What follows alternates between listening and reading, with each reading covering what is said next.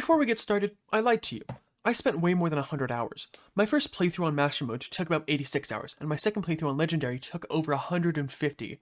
Not because there's some major difficulty jump between the two though, but because I wanted to do more in the world and craft the Zenith. Second, I recommend playing this seed with friends. Sure, as you will learn, it can make a lot of things harder, but also it makes it so much more fun and helps keep you motivated to finish this challenge. Finally, if you're watching this because you want a guide to the seed, I recommend you stop watching. As I was writing this script, I realized that a lot of the fun I had experienced while playing the seed came from the exploration of new game mechanics and discovering the changed rules. I don't want you to spoil the experience for yourself because you weren't aware you'd miss out on fun. I'll start with game and world changes, and then finish with any changes made to the bosses. As the world is generating, you'll be met with this loading screen. You will see shooting stars in the background, and this is actually a secret minigame. The more stars you hit with your cursor, the more chests, heart crystals, and other good stuff will spawn in the world. This is the only thing I learned from the wiki, and will be the only thing that I cite the wiki for. The world generation is absolute whack. The jungle temple will now spawn on the surface, and as far as I can tell, is larger than usual, on average having twice as many layers than normal, or 12 to 14. The dungeon now spawns underground and is connected to a living tree. This makes it very hard to find. The jungle and snow biome can and will spawn on the same side of the world now. We also have both world evils. You'll notice this area right here in Hell where there are no lava pools. This is now the world's spawn point. If you travel far enough to the right or the left, you will enter a fairly normal Hell area with demon housing. Right above the world spawn is mud, ash, and crispy honey blocks. The honey blocks deal contact burning damage and drop lava when mined. The ash also has a random chance to fall when mined. There's also a giant line of hive blocks right below the surface that extends for about 2/3 of the world. Also, beehives are insanely whack, and the majority of the world is corrupted. This is a regular seed that I got into hard mode just minutes after joining. Here's all the corruption and hollow biomes highlighted. As we can see, it makes a V shape near the center of the world. Now compare this to a Getfixedboi seed with all corruption, crimson, and hollow biome highlighted. After talking to the Dryad on my personal world, I found out that I had finished the game with the world 16% hollow, 11% corrupt, and 61% crimson. The world evils spread fast here, and there's no real way of cleaning it. After the world is created and you've joined, you'll notice that we are starving. The first thing I did is run right and left shaking trees in order to try to get food to drop. Bombs will now also drop from trees and pots. We also spawned in Hell, but even demons aren't as scary as missed meals. Our goal is to get the Dryad to move in as fast as possible, since she sells pumpkin seeds and that will be our main food source. But there's some conditions that must be met before the Dryad moves in, so let's focus on some other things. I found it easiest to dig straight up and divert lava into openings like this. I'll also dig ditches on the side of my house for lava to funnel into. Once we finally get to the caves, we can begin exploring. Assume every chest is a trapped chest, and always carry a pressure plate in your inventory in order to see all of the wires. There is no such thing as too safe or too much defense. I would highly recommend watching this video by SorbetCafe on defense versus menacing. Defense is really the only way to go on Getfixedboi, as everything deals just so much damage.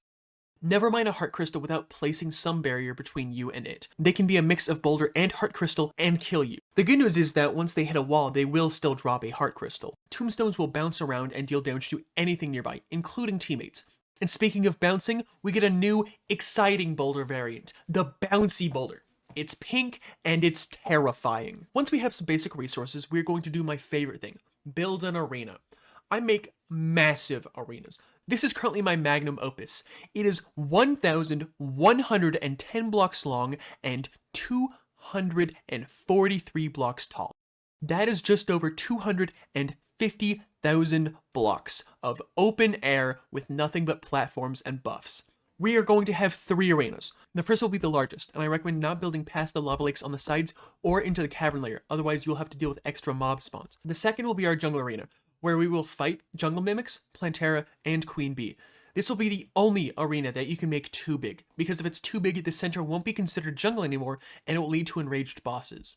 The third and final arena will be our Skeletron and Lunatic Cultist arena. This one is standard, it's just underground since that's where the dungeon is. Next up is fishing.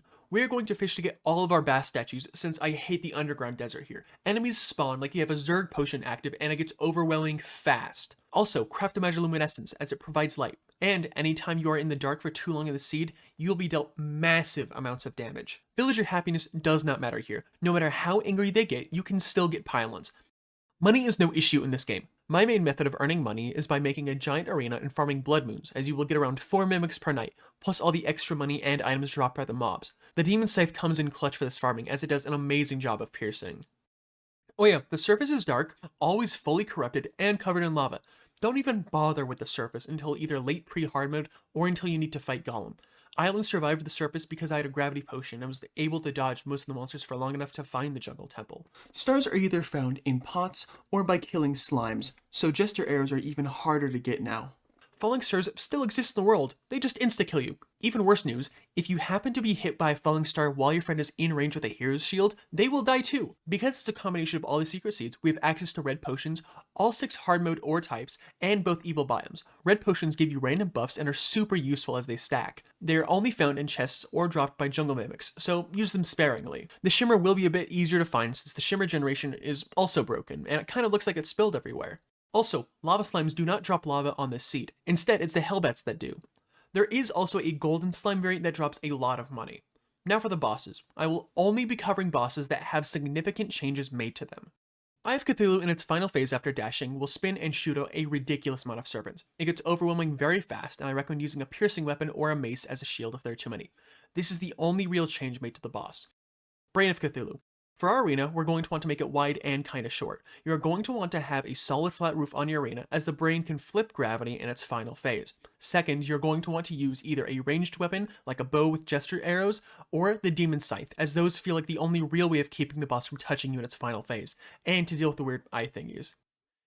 Eater of Worlds. Whenever one segment of the Eater dies, that would usually cause it to divide into 2 pieces, an Eater of Souls will also spawn. There are also massive Eater of Souls on the seed.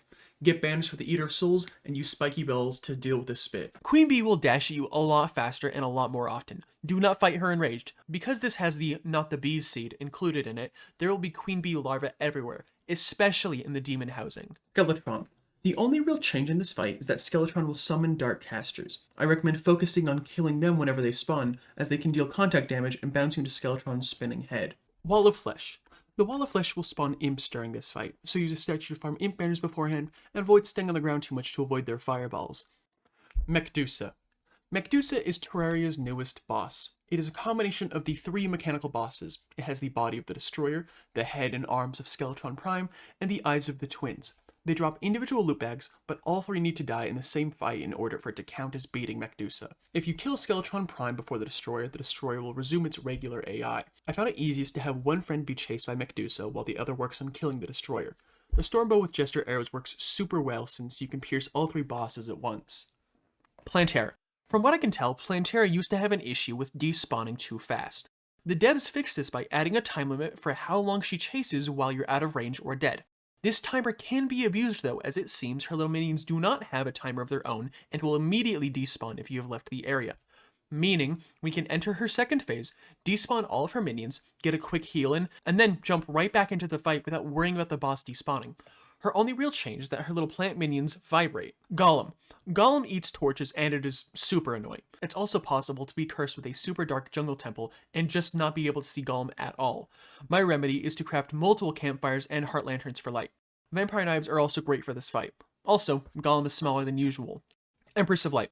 Good news is that Empress of Light will only enrage on the surface. Daytime cycles do not affect her on this seed. Moonlord.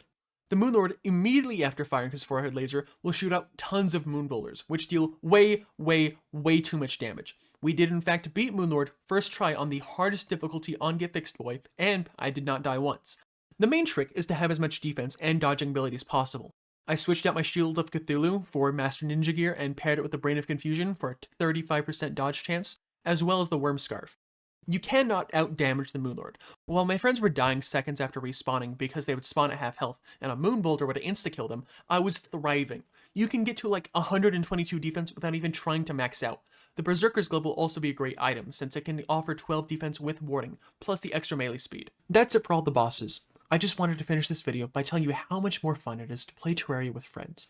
Sure, when your friend dies, their tombstone will hit and kill you. Sure, you have to get 2 sets of Terraspark boots. Sure, the boss will have more health, and sure, you will have to share stuff. But having moments with your friends, where one of them spawns a boss that you had no chance of beating because it was funny, where they hide your items as a joke, and where they do parts of the game you find tedious because they look forward to it, is rewarding. I loved playing Getfixedboi, even though I spent nearly 30 minutes of my life just watching the respawn timer count down. The challenge was hard, but it was rewarding, and it left me with memories that I will always cherish. I made sure that after we completed our world, each of my 3 friends got a copy of the world with all of our items on it, so we could each go back and relive it if we wanted. That's really all I remember from my playthrough, as it's been almost a year since I beat it. It was really fun to make this video and reminisce about playing the hardest seed on the hardest difficulty. There are most definitely things that I missed in this video, but I think I covered the basics and I didn't want this video to be too long. Anyway, let me know if you've beaten the secret seed and on what difficulty. Anyway, thanks for watching and have a nice day.